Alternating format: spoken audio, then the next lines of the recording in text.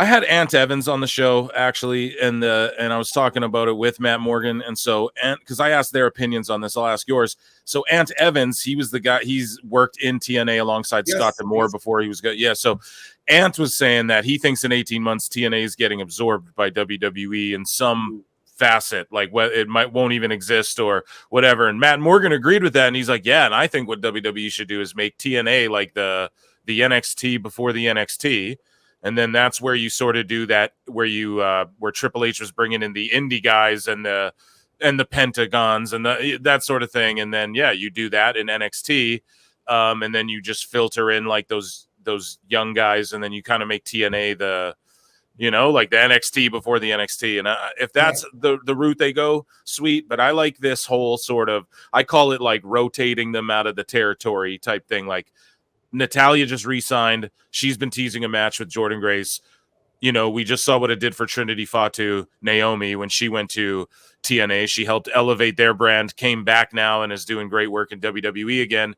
And it's like, why not like have a place like TNA where you can send Natty for 6 months or 3 months to just go like wrestle their girls and then come back and tell WWE who they should be looking out for and who they should, so that, I mean, to me, I like that. In my opinion, I think the Lucha Bros go straight to the main roster, and because Motor City Machine Guns, who here, we'll scroll up here and talk about them next. Speaking of Tony Khan fumbles, the Motor City Machine Guns they just said their farewell last night.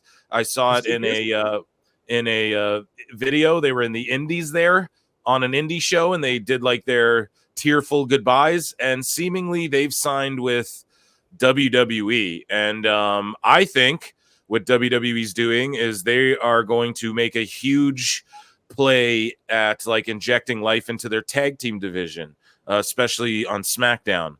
That's how I feel with DIY and the packages they've been doing and all that. And if they bring in the Machine Guns, and then you bring in the Lucha Bros, and then, so Alex Shelley made a post just saying, this past week I celebrated the 4th of July, maybe having my final match at Beyond Wrestling for a while.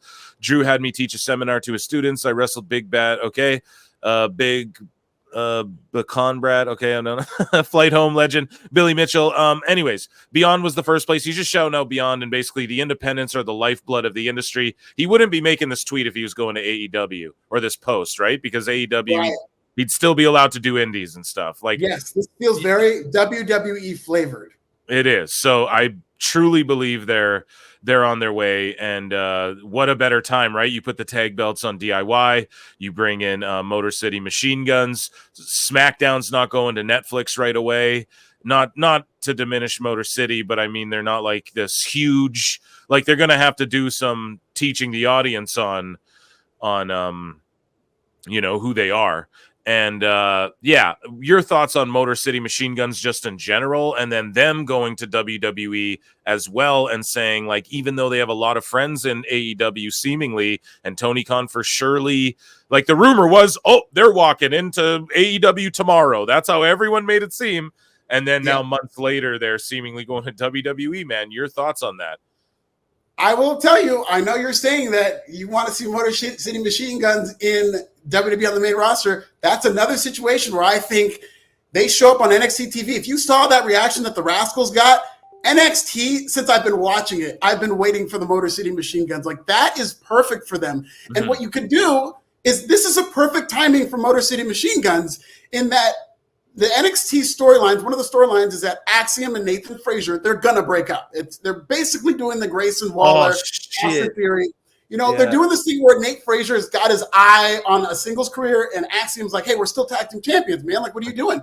And they've had some miscues in their matches. They're definitely going to break up. So the loss of those titles should come where it's like they get these mystery opponents that Nate Frazier's not studying for, and they overlook, and Motor City comes in day one and wins those titles. And from there, you can build up Motor City Machine Guns as a title. And I think it's a bigger match, and you could build it up as more of a dream match, not only to indie fans, but also people who are following the WWE product. If Motor City Machine Guns dominates as NXT tag champions for months, and you got DIY as champs on SmackDown, on an episode of NXT, you send DIY down to NXT, and that's a dream match for NXT fans. Bro. It's a dream match for TNA fans. It's in Florida. It's like the dream match of all dream matches in NXT, and it will beat AEW if you. Listen, I think AEW and NXT are going head to head on a day in October. So we are in July right now. Ooh, that's my birth month. What a delightful treat. And that's Tony Khan's birth month, too. There Oh, he's you going to go. have another meltdown on his birthday. Let's go. Emotional damage. Oh, my God. But, dude, you just dropped that's it right there. You just wrote the story. WWE, I know you listening, man. Alfred just laid it out, dude. That's phenomenal. Yeah, that's what it's got to be. And yeah, they could also play it as like, well, it's part of the TNA crossover because like yes, those guys are synonymous with TNA and Ring of Honor, I guess, but TNA particularly, you know, everybody knows that, or at least the NXT crowd will know that, and then it'll make them look bigger too for when they do go to the because here's my whole thing.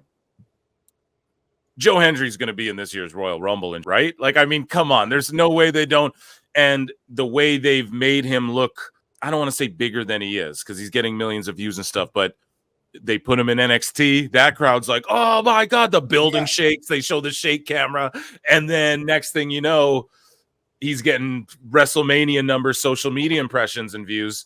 And so like, it's not like we're not going to see Joe Hendry show up on like a SmackDown or so. I truly think that's happening sooner than later, just out of the blue.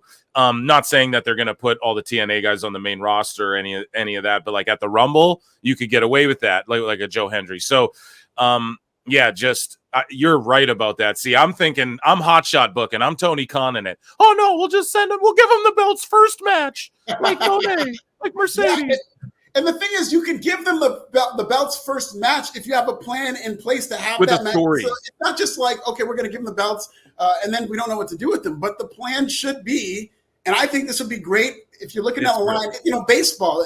Assuming AEW even re-signs with, because this does take some assuming that AEW re-signs with Warner Brothers Discovery, and then they have to preempt for baseball. There will be a date in October where they're going to have to air on a Tuesday, and like NXT to go head to head with AEW when they're loading up that show. Motor City Machine Guns versus DIY. If you're going to hold that off till October, I mean, that'll be one of many matches they can do on that same show that will kill AEW. Man, do you think WWE just loads it up like they did last time? Or are you kidding me? Yeah. Yeah, what am I talking about? Goddamn petty. The reason that they're working with other promotions, I think, is because they didn't want AEW to have trademark on the Forbidden Door. So now it's funny, if you look at the timing of WWE working with TNA and all these other companies, it's right before the build. They didn't even say Forbidden Door on AEW TV. It was like in May, like as they were starting to build up Forbidden Door. WWE got the jump on AEW. So now Forbidden Door doesn't seem like that big of a deal because I'm watching WWE and TNA stars are on there and this is a Forbidden Door. Yeah, dude, the prohibited portal. So